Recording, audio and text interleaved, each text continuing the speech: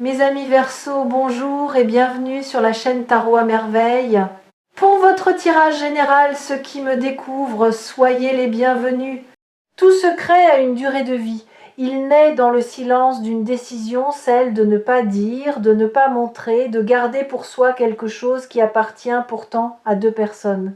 Il grandit dans l'obscurité, nourri par la peur, par le calcul, par la conviction que certaines vérités sont trop lourdes, trop risquées, trop compliquées pour être mises en lumière.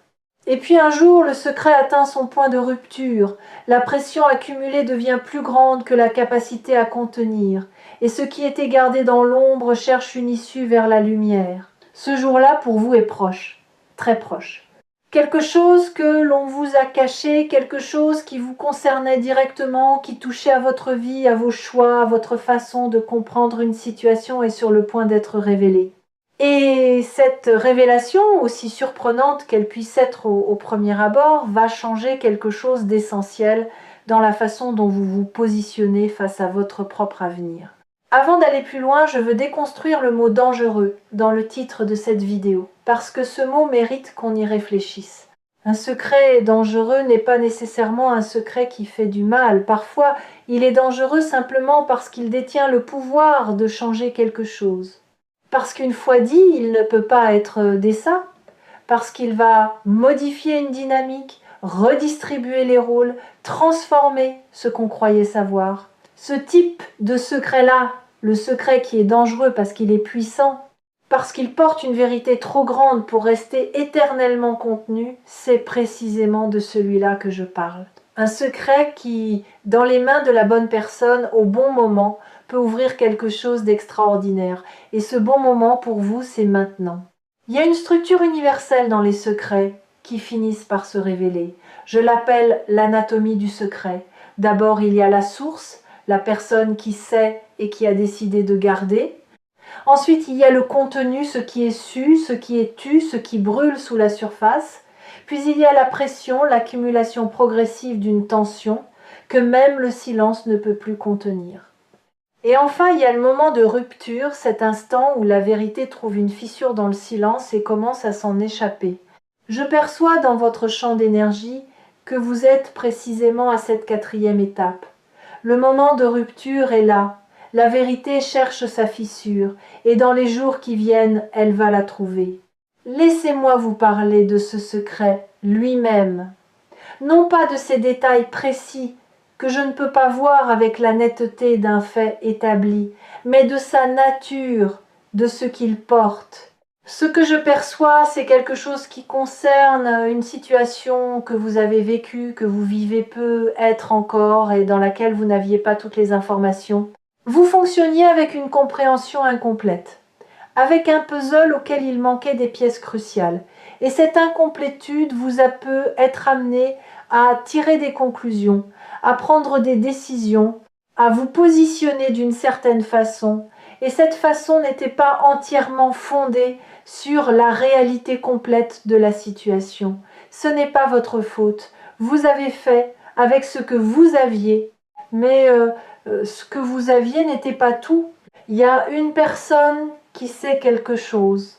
Une personne qui porte ce secret depuis un certain temps peut être depuis longtemps, peut être depuis peu, mais en tout cas depuis trop longtemps à son propre avis maintenant. Il y a en elle une tension entre le confort du silence et quelque chose d'autre, un sens de la justice, peut être, ou une culpabilité qui a grandi, ou simplement l'impossibilité de continuer à coexister avec vous dans cette fausse réalité où vous n'avez pas toutes les clés. Et cette tension est en train d'atteindre son paroxysme, ce qui va provoquer le moment de rupture n'est pas encore complètement visible depuis ma lecture, mais ce qui est visible, c'est que ce moment va se produire et qu'il ne sera plus retenu pour longtemps. Je veux maintenant vous parler de ce que ce secret, une fois révélé, va changer dans votre façon de comprendre une période de votre vie. Parce que les révélations de cette nature ont un effet rétroactif. Elles ne changent pas seulement votre présent et votre futur. Elle modifie également la façon dont vous relisez votre passé. Des choses qui semblaient inexplicables vont soudain trouver leur logique. Des comportements qui vous paraissaient incohérents vont s'éclairer. Des choix que vous avez faits et que vous avez peu être remis en question vont se révéler avoir été plus justes que vous ne le pensiez ou au contraire fondés sur des bases différentes de celles que vous croyez. Cette relecture du passé peut être momentanément déstabilisante, mais elle est profondément nécessaire. Elle est la condition d'une compréhension juste et complète de là où vous en êtes aujourd'hui. Il y a quelque chose d'important à comprendre sur la nature des nouvelles choquantes. Choquant ne signifie pas bouleversant dans le sens négatif du terme.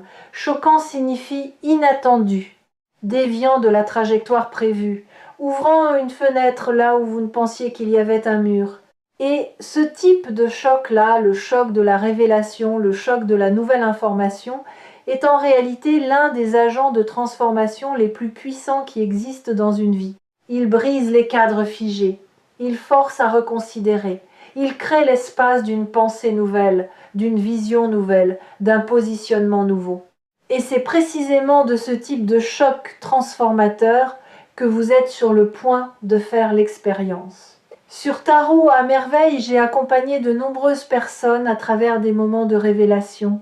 Et ce que j'ai observé, c'est que les révélations les plus importantes ne tombent jamais à n'importe quel moment.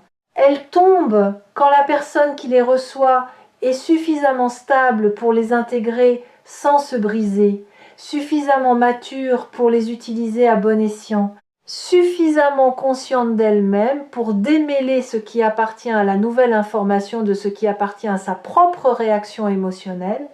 Vous êtes à ce stade de stabilité, je le vois clairement. Vous êtes prêt ou prête à recevoir ce qui vient, non pas sans émotion bien sûr, mais avec la solidité nécessaire pour rester debout dedans. Je veux maintenant vous parler de quelque chose de subtil mais crucial. La différence entre être choqué et être détruit. Beaucoup de gens confondent les deux. Ils pensent que si quelque chose les choque, c'est que quelque chose les brise. Mais ce n'est pas du tout la même chose. Le choc est une réponse à l'inattendu. Il est temporaire, il se dissipe, il laisse place à l'intégration. La destruction, elle suppose qu'on n'a pas les ressources pour traverser ce qui arrive. Et vous, vous avez les ressources. Pas forcément toutes les ressources que vous auriez dans un monde idéal, mais suffisamment. Suffisamment pour traverser, pour comprendre, pour décider de ce que vous voulez faire de cette nouvelle vérité. Il y a également dans cette lecture quelque chose qui concerne les nouvelles au pluriel parce que je perçois que ce n'est pas une information unique qui arrive, mais plusieurs éléments qui se rejoignent, un ensemble de vérités qui se tenaient les unes les autres par le silence et qui vont tomber ensemble ou en cascade rapprochée. Chaque élément va éclairer les autres, chaque fragment va rendre les autres plus intelligibles. Et à la fin de ce processus qui ne durera pas éternellement, qui aura son propre rythme, vous aurez un tableau beaucoup plus complet de la réalité de votre situation. Un tableau depuis lequel vous pourrez agir avec une clarté et une efficacité que vous n'aviez pas jusqu'ici. Je veux parler d'un phénomène que je trouve fascinant dans la vie des secrets. C'est le phénomène de la résonance. Parce qu'un secret ne reste jamais parfaitement inerte. Il irradie, il envoie des signaux dans l'espace même s'il n'est pas dit. Les personnes sensibles, et vous en êtes une, captent ces signaux sans nécessairement pouvoir les identifier précisément. Il y a peu être eu des moments dans votre vie récente où vous avez eu une intuition, un sentiment que quelque chose ne collait pas tout à fait, une impression que derrière ce qui était apparent, il y avait une couche supplémentaire que vous n'arriviez pas à voir clairement. Ces intuitions n'étaient pas de la paranoïa ni de l'anxiété sans fondement. Elles étaient la réception de ce signal que le secret émettait malgré lui, et elles vont maintenant trouver leur confirmation. Il y a quelque chose de libérateur dans ce qui s'approche. Je veux insister sur ce mot, libérateur. Parce que recevoir une vérité, même une vérité difficile, même une vérité surprenante, même une vérité qui remet en question des choses établies, a un effet libérateur fondamental. Ça libère d'abord de l'incertitude. Cette zone grise où vous deviez fonctionner avec un sentiment diffus d'incomplétion va se clarifier. Ça libère aussi d'une certaine forme d'impuissance, l'impuissance de celui ou celle qui doit prendre des décisions sans avoir toutes les données. Avec la vérité complète, votre capacité d'action reprend sa pleine mesure. Vous retrouvez un sentiment d'agentivité, de pouvoir réel sur votre propre vie. Et c'est l'une des sensations les plus fondamentalement nourrissantes qui soit. Je veux maintenant vous parler de comment vous préparer à recevoir ce qui vient, pas en vous blindant, pas en construisant des scénarios mentaux pour anticiper tous les cas de figure possibles, parce que l'esprit humain excelle à construire des scénarios qui ne ressemblent jamais exactement à ce qui arrive vraiment, mais en vous ancrant, en vous connectant dans les jours qui viennent à ce que vous savez de vous-même, à vos valeurs, à ce qui compte pour vous indépendamment des circonstances extérieures, à la personne que vous voulez être face aux situations difficiles. Parce que quand la révélation arrive, ce sera depuis cet ancrage que vous voudrez répondre. Depuis cet endroit stable en vous qui ne dépend pas de ce qu'on vous dit ou ne vous dit pas. Il y a quelque chose que je perçois dans votre façon d'habiter la vérité qui est une de vos qualités les plus précieuses. Vous n'êtes pas quelqu'un qui préfère le confort d'une illusion à l'inconfort d'une réalité. Vous avez une relation fondamentalement honnête avec la vérité, même quand elle est complexe, même quand elle demande quelque chose de vous, même quand elle remet en question des choses sur lesquelles vous vous étiez appuyé. Cette honnêteté fondamentale avec la réalité est ce qui va vous permettre d'utiliser ce que vous allez apprendre de façon constructive plutôt que destructive, de le transformer en information utile plutôt qu'en source de tourment. Je veux parler de quelque chose qui est souvent présent dans les situations de révélation secrète, la question de la trahison. Parce que quand on apprend qu'on ne savait pas tout, la première réaction peut être de se sentir trahi ou trahi. D'avoir l'impression qu'on a été manipulé, qu'on a été protégé de quelque chose contre son gré, qu'on a été privé d'une information qui lui revenait de droit, et cette réaction est compréhensible, elle est même légitime à certains égards. Mais je veux vous inviter à rester ouvert ou ouverte avant de conclure quoi que ce soit à la complexité des motivations humaines. Garder un secret n'est presque jamais aussi simple que de la malveillance pure. Il y a presque toujours une histoire derrière, une peur, une tentative maladroite de protection. Un calcul fait dans des circonstances qu'on ne peut pas juger sans les avoir comprises. Ce n'est pas une invitation à excuser l'inexcusable, c'est une invitation à comprendre avant de condamner. Il y a dans votre champ d'énergie quelque chose qui ressemble à une clarté à venir. Pas la clarté qui efface tout dans la blancheur aveuglante de la certitude, mais la clarté du matin après une nuit confuse, celle qui révèle les contours des choses avec une précision nouvelle, qui donne aux objets et aux situations leur forme réelle plutôt que les formes déformées que l'obscurité leur prêtait. Cette clarté-là qui arrive avec la révélation va vous permettre de voir votre situation telle qu'elle est vraiment. Et depuis cette vision juste, vous allez pouvoir prendre des décisions qui vous ressemblent vraiment. Des décisions alignées avec qui vous êtes profondément, et non plus avec qui vous pensiez devoir être dans une situation que vous ne compreniez pas entièrement. Il y a une beauté étrange dans les secrets qui se révèlent enfin, parce qu'ils contiennent toujours, en plus de leur contenu propre, une invitation implicite.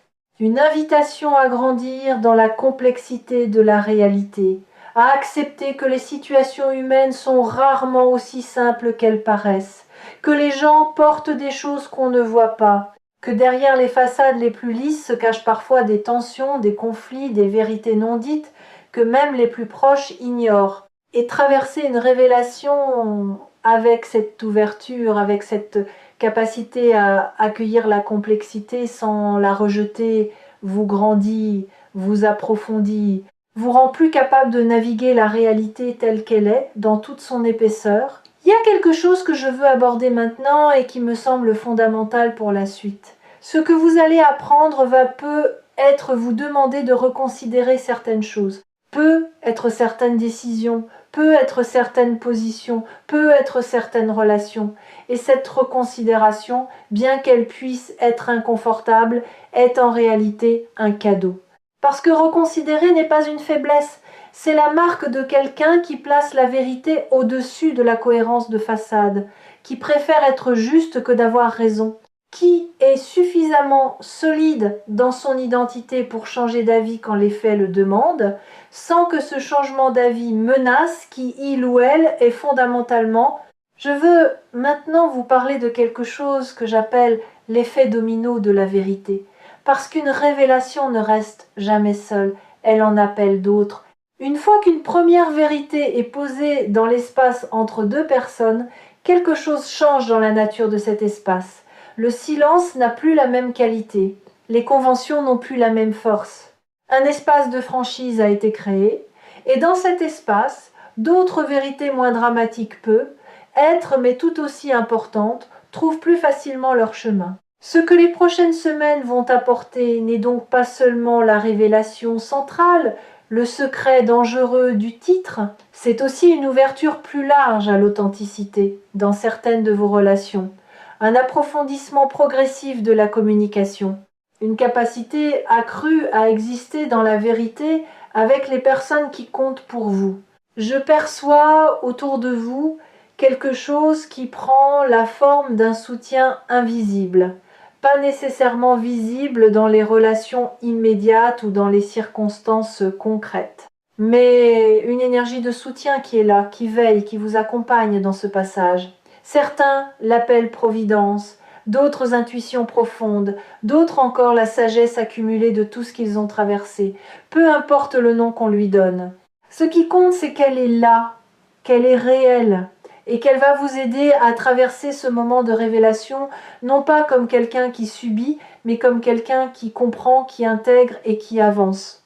Je veux vous parler maintenant de la façon dont vous allez gérer la période qui suit immédiatement la révélation. Parce qu'il y a souvent, dans ce moment-là, une tentation de réagir vite, de décider, de conclure, de se positionner clairement et immédiatement pour reprendre le contrôle d'une situation qui vient soudain de s'agrandir.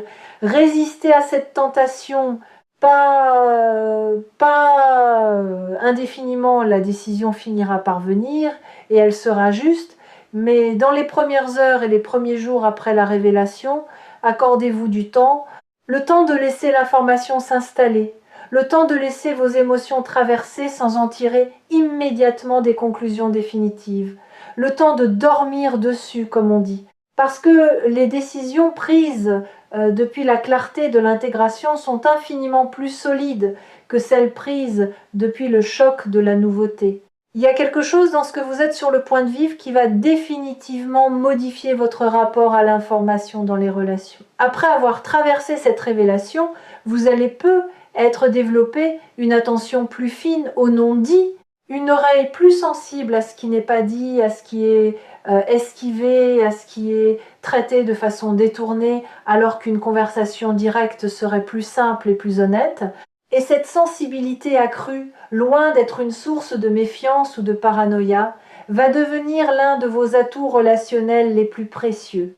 Parce que vous allez savoir, avec plus de précision qu'avant, quand quelque chose mérite d'être questionné, quand creuser est nécessaire, quand la surface ne raconte pas toute l'histoire. La chaîne Tarot à merveille vous accompagne depuis un moment dans la lecture de ces énergies. Et quelque chose que j'ai toujours voulu vous transmettre, c'est cette conviction fondamentale. Les révélations, aussi surprenantes soient-elles, appartiennent à ceux qui les reçoivent. Vous n'êtes pas la victime d'un secret révélé. Vous êtes la personne à qui la vérité revient de droit. Et avec cette vérité, vous allez construire quelque chose de plus solide, de plus réel, de plus aligné que ce qui existait avant. Parce que c'est toujours ce que fait la vérité pour ceux qui ont le courage de la recevoir et la sagesse de l'utiliser bien. Je veux terminer cette lecture avec quelque chose de concret que vous pouvez faire dès aujourd'hui, avant même que la révélation n'arrive. Prenez un moment de silence, un moment de vraie immobilité, et demandez-vous, qu'est-ce que je sais déjà, dans mes tripes, dans mon intuition la plus profonde sur ce qui peut être caché dans ma situation actuelle, pas pour vous angoisser, pas pour construire des scénarios catastrophes, mais pour reconnaître ce que votre corps et votre intuition ont peut être déjà perçu et que votre mind rationnel n'a pas encore intégré.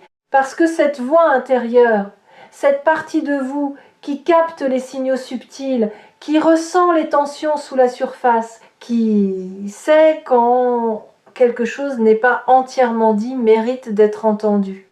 Et ce qu'elle vous dit, elle vous le dit depuis longtemps, patiemment, en attendant que vous soyez prêt ou prête à l'écouter vraiment. Ce que les prochains jours apportent est réel. Ce qui va être révélé change quelque chose. Et vous êtes suffisamment fort ou forte, suffisamment sage, suffisamment ancré ou ancré dans qui vous êtes, pour traverser cela et en ressortir plus complet ou complète qu'avant. Non pas brisé ou brisé, non pas défait ou défaite, mais grandi ou grandi, avec une compréhension plus juste de votre réalité, avec une capacité accrue à naviguer la complexité humaine. Et avec cette qualité particulière qui appartient aux personnes qui ont regardé la vérité en face même quand elle était difficile et qui ont choisi d'en faire quelque chose de beau,